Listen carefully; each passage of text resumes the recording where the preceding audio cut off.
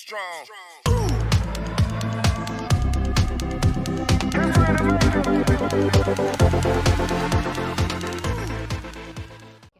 Next మనం already previous టాపిక్లో introduction of heating appliances గురించి తెలుసుకున్నాం. దాంట్లో అంటే హీటింగ్ అప్లయన్సెస్ సెకండ్ చాప్టర్లో మనం ఏమేమి గురించి ఎక్స్ప్లెయిన్ చేయబోతున్నాం అనేది కూడా మనము తెలుసుకున్నాం. నెక్స్ట్ ఇన్ లెసన్లోకి వెళ్తే ఓకే, ఫస్ట్ వచ్చేసి మనకు మామూలుగా ఏంది హీటింగ్ అంటే ఏంది, హీటింగ్ ఎలా చేంజ్ అవుతుంది అంటే heating effect of electric current అంటే ఏంటంటే నథింగ్ బట్ కొంత ఎలక్ట్రికల్ ఎనర్జీ ఉపయోగించుకొని కొంత హీట్ని ఉత్పత్తి చేసేదాన్ని హీటింగ్ ఎఫెక్ట్ అని చెప్పేసి చెప్తాం. అంటే ఎలక్ట్రిక్ కరెంట్ యూజ్ చేసుకుని కొంత హీట్ అనేది ఉత్పత్తి చేసుకుంటాము.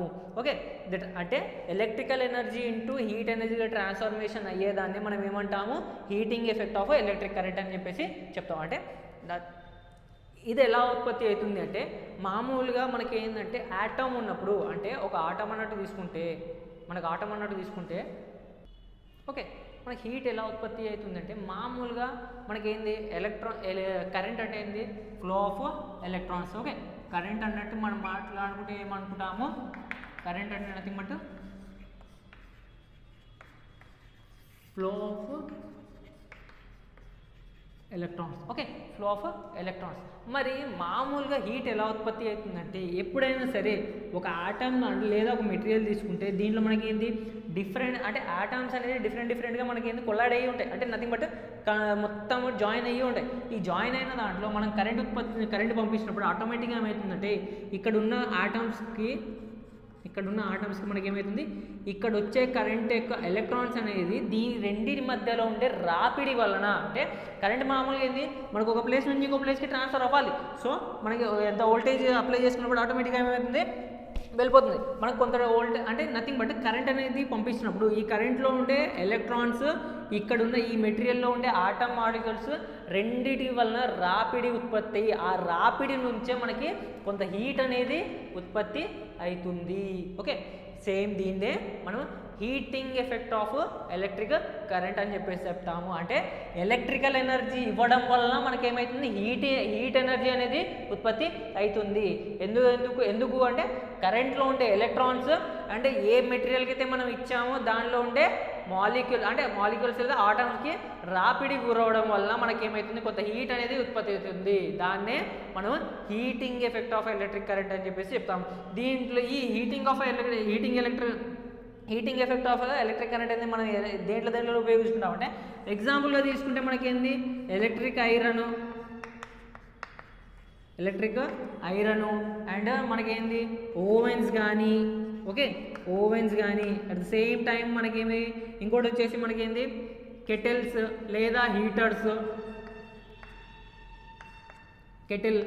హీటర్ ఇలా డిఫరెంట్ హీటింగ్ ఎలిమెంట్స్ దాంట్లో మనము ఉపయోగిస్తున్నాం.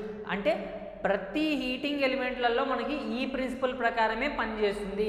మనకి ఆ ప్రిన్సిపల్ అంటే ఎంత హీట్ ఉత్పత్తి అయ్యింది అనేది కనుక్కోవడానికి మనం ఏం చేస్తాము జౌల్స్ లా అనేది ఉపయోగించుకుంటాము. జౌల్స్ లా అనేది ఉపయోగించుకుంటాము. జౌల్స్ లాకి డైరెక్ట్గా హీట్ ఉత్పత్తి అయిన దానికి డైరెక్ట్గా ఫార్ములా అనేది మనం రాసుకోవచ్చు. ఎలా రాసుకోవచ్చు అంటే H is directly proportional to అంటే హీట్ ఉత్పత్తి అయిన హీట్ అనేది directly proportional to I square RT. Okay, I square RT మనకేంది దీంట్లో వచ్చేసి I వచ్చేసి కరెంట్, R వచ్చేసి రెసిస్టెన్స్ నిరోధము, అంటే ఏ మెటీరియల్కి అయితే ఇచ్చామో ఆ మెటీరియల్లో ఉండే నిరోధము, T వచ్చేసి time in seconds either maybe second చాలా వరకు మనం దేంట్లో తీసుకున్నాం సెకండ్స్లలోనే మనము తీసుకుంటాము. సో మనకి దీని ప్రకారం జౌల్స్ లా ప్రకారం ఏంది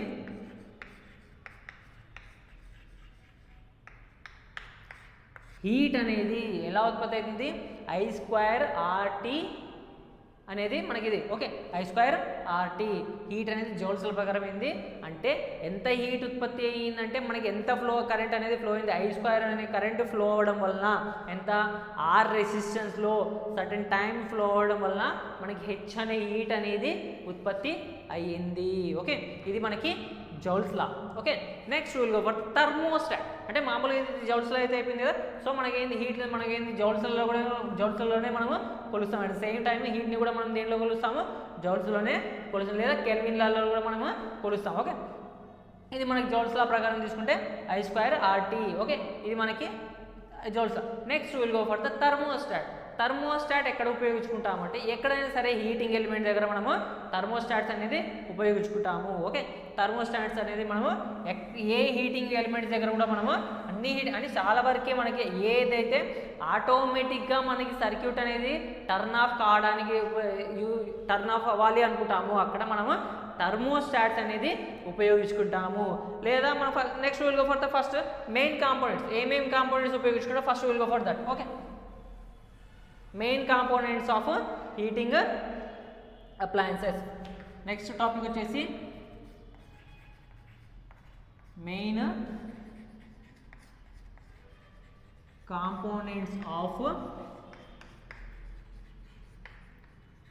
హీటింగ్ అప్లయన్సెస్.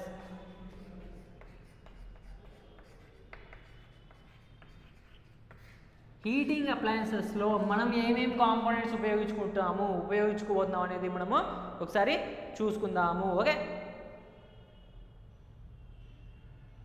ఫస్ట్ దీంట్లో మనకు యూజ్ చేసుకోబోయే ఫస్ట్ ఎలిమెంట్ ఏంటంటే మనకి హీటింగ్ ఎలిమెంట్.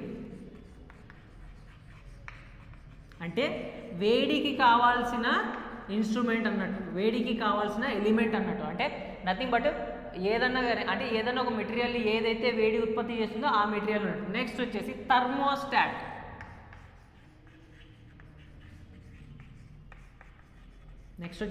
థర్మోస్టాట్. థర్డ్ వచ్చేసి heat resistant sleeves.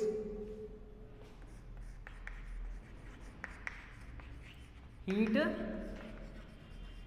Resistance sleeves. Fourth వచ్చేసి హీట్ రిఫ్లెక్టర్స్.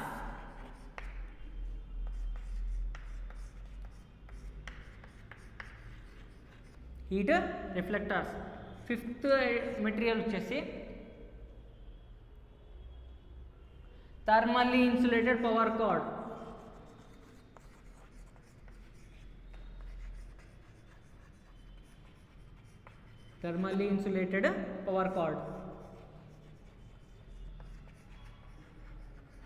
అంటే హీటింగ్ ఎలిమెంట్స్ దాంట్లో మనకి ఏమేమి కావాలి, మెయిన్ కాంపోనెంట్స్ ఏంటంటే హీటింగ్ ఎలిమెంట్ ఒకటి ఉంటుంది. అంటే అప్లయన్సెస్లో ఉపయోగించే మెయిన్ కాంపోనెంట్స్ ఇవన్నీ బేసికల్గా మనం ఉపయోగించే 5 మెయిన్ కాంపోనెంట్స్. ఒకటేమో హీటింగ్ ఎలిమెంట్, నెక్స్ట్ వచ్చేసి థర్మోస్టాట్, థర్డ్ వచ్చేసి హీటింగ్ రెసిస్టెన్స్ స్లీవ్స్, నెక్స్ట్ వచ్చేసి హీట్ రిఫ్లెక్టర్ అండ్ నెక్స్ట్ వచ్చేసి thermally insulated power cord. These are the 5 elements అంటే 5 instruments we are going to use in heating appliances. Next మనకి ఈ heating అప్లయన్సెస్లో ఏమేమి ఉపయోగించాలి అంటే హీటింగ్ ఎలిమెంట్ ఏమేమి ఒకసారి చూసుకుందాం. ఓకే, హీటింగ్ ఎలిమెంట్ ఏంది? హీటింగ్ ఎలిమెంట్ అంటే మనకి మామూలుగా ఎక్కడైనా తీసుకుంటే మనకి ఈ హీటింగ్ ఎలిమెంట్ పర్పస్ ఏంటంటే ఎక్కడైతే ఎలక్ట్రికల్ ఎనర్జీని తీసుకొని అంటే ఎలక్ట్రికల్ ఎనర్జీని తీసుకొని ఆటోమేటిక్గా అది హీట్ ఎలిమెంట్ అంటే హీట్ ఎనర్జీ లాగా మనకి చేంజ్ చేయాలి. ఈ హీటింగ్ ఎలిమెంట్ అనేది. ఈ హీట్ ఎలిమెంట్ దేంతో తయారు చేస్తాము అంటే నిక్రోమ్ లేదా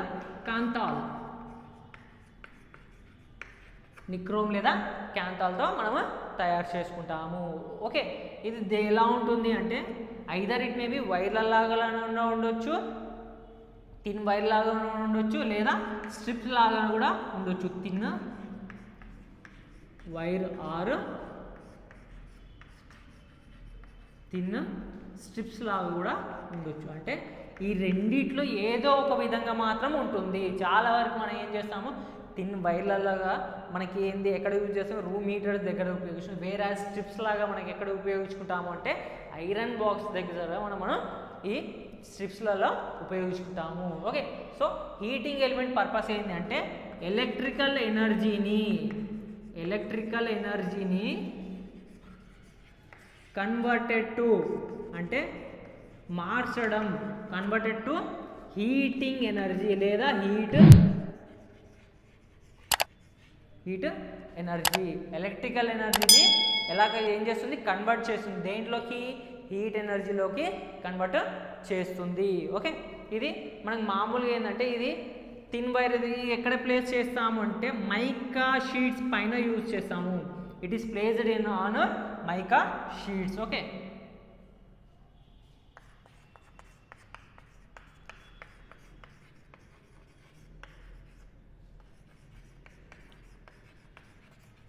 మైకా షీట్స్ మీద పెట్టుకుంటాము. ఓకే, లేదా ట్యూబ్స్, ఇన్సైడ్ ట్యూబ్స్ అంటే మామూలుగా మనకి ఏంది మైకా షీట్స్ ఎక్కడ అంటే ఐరన్ బాక్స్లలో అక్కడ మనం యూజ్ చేసే దగ్గర మాత్రం మైకా షీట్స్ యూజ్ చేసుకుంటాం. వేర్ యాజ్ మన గీజర్స్ కానీ హీటర్స్ కానీ దగ్గర యూజ్ చేసేటప్పుడు మనం ఏం చేస్తాం, యూజ్ చేసేటప్పుడు మనం ఏం చేస్తామంటే ఇన్సైడ్ ద ట్యూబ్స్ అనేది, అంటే మనకు మామూలుగా హీటర్ చూసుకునేటప్పుడు ఇట్లా ఉంటుంది, ఇట్లా ఉంటుంది హీటర్. ఆ హీటర్ దగ్గర పైన ఇది ఉంటుంది, లోపల మనకి హీటింగ్ ఎలిమెంట్ ఉంటుంది, దానిపైన మనకి మైకా అనేది ఉంటుంది. ఓకే, ఆ హీటింగ్ ఎలిమెంట్ స్ప్రెడ్ చేసి ఉంటుంది. ఓకే, అలా ఈ ట్యూబ్స్లలో మనము ప్లేస్ చేస్తాము. So heating element main purpose వచ్చేసి ఎలక్ట్రికల్ ఎనర్జీని హీట్ ఎనర్జీ లాగా కన్వర్ట్ చేసుకోవడము. దేంతో తయారు చేస్తామంటే నిక్రోమ్ లేదా క్యాంతాల్తో తయారు చేస్తాము. ఈ రెండిట్లో ఏదో ఒక దాంతో మనము తయారు చేసుకుంటాము. నెక్స్ట్ వచ్చేసి ఇది ఎలా ఉంటుంది అంటే థిన్ వైర్ల లాగానైనా ఉంటుంది లేదా థిన్ స్ట్రిప్స్ లాగానైనా ఉంటుంది. థిన్ వైర్ల లాగానైనా ఉంటుంది లేదా థిన్ స్ట్రిప్స్ లాగా ఉంటుంది. నెక్స్ట్ వచ్చేసి it is placed on mica sheet లేదా ఇన్సైడ్ ట్యూబ్స్. అంటే ఎక్కడ ప్లేస్ చేస్తాము అంటే డైరెక్ట్గా ఒక క్వాంటిటీ మీద మనం పెట్టాం. ఎందుకు అంటే మనకి ఏంది ఎక్కడన్నా బై మిస్టేక్ ఎక్కడన్నా ఒకవేళ హీటింగ్ ఎలిమెంట్కి ఏమన్నా ఇదైందంటే అంటే కండక్టర్ కట్ అయిందంటే ఆటోమేటిక్గా ఏమవుతుంది, ఆ ఎక్విప్మెంట్ మొత్తానికి షార్ట్ వచ్చే ఛాన్సెస్ ఉంటాయి. అంటే ఆ ఎక్విప్మెంట్ మొత్తం ఏమవుతుంది, ఆ కరెంట్ అనేది లీక్ అయ్యే ఛాన్సెస్ ఉంటాయి. అప్పుడు మనకి ఏమైంది, యూజర్కి ప్రాబ్లం అవుతుంది, యూజర్కి కరెంట్ షాక్ వచ్చే ఛాన్సెస్ ఉంటాయి. సో మనం ఏం చేస్తాం, దీనిలోని మైకా షీట్స్ లేదా మనకి ఇన్సైడ్ ట్యూబ్లలో డైరెక్ట్గా పెట్టుకుంటాము. ఓకే, ఇది మనకి హీటింగ్ ఎలిమెంట్. నెక్స్ట్ వచ్చేసి థర్మోస్టాట్ పర్పస్. ఈ హీటింగ్ ఎలిమెంట్ తీసుకుంటాం. హీటింగ్ ఎలిమెంట్ తీసుకున్న తర్వాత ఒక స్టేజ్కి వచ్చిన తర్వాత ఆటోమేటిక్గా ఏమవుతుంది, మనకి ఆటోమేటిక్ టర్న్ ఆఫ్ కావాలి. దానికోసం మనం ఏం ఉపయోగిస్తామంటే థర్మోస్టాట్ అనేది ఉపయోగించుకుంటాము. So next will go for the topic thermostat ఎలా వర్క్ చేస్తుందో ఒకసారి చూద్దాం. ఓకే,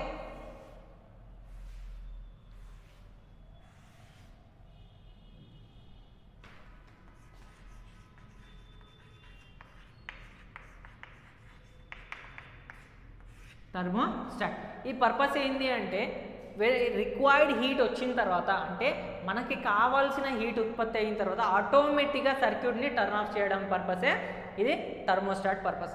ఫస్ట్ మనకు మామూలుగా ఏంటంటే ఎగ్జాంపుల్గా తీసుకుంటే ఒక స్పిండిల్ అన్నట్టు తీసుకుంటే ఇది ఒకటి ఉంటుంది.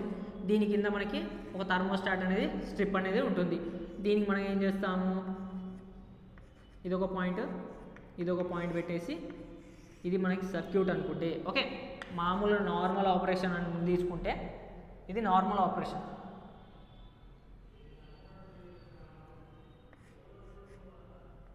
ఇది మనకి normal operation. Point 1, point 2 closed circuit. అంటే నార్మల్ ఆపరేషన్లో ఉన్నప్పుడు ఇలా ఉంటుంది.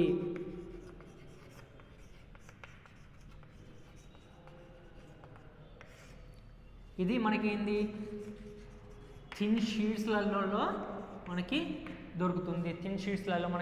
దొరుకుతుంది. వేరాజ్ ఆపరేషన్ అవుతున్నప్పుడు అంటే నార్మల్గా సర్క్యూట్ ఆన్ అయినప్పుడు రిక్వైర్డ్ హీట్ ఉత్పత్తి అయిన తర్వాత మనకి ఏమవుతుంది అంటే ఆటోమేటిక్గా ఏమవుతుంది,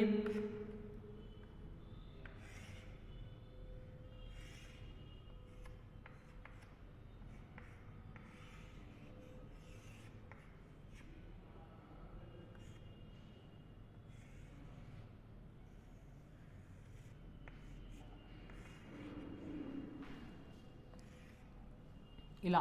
అంటే ఎప్పుడైతే ఒక హీట్ అనేది ఉత్పత్తి అయిందో ఆటోమేటిక్గా ఇక్కడ ఏమవుతుంది, ఈ స్ట్రిప్ అనేది థర్మోస్టాట్ స్ట్రిప్ అనేది ఏమవుతుంది, బెండింగ్ అవుతుంది.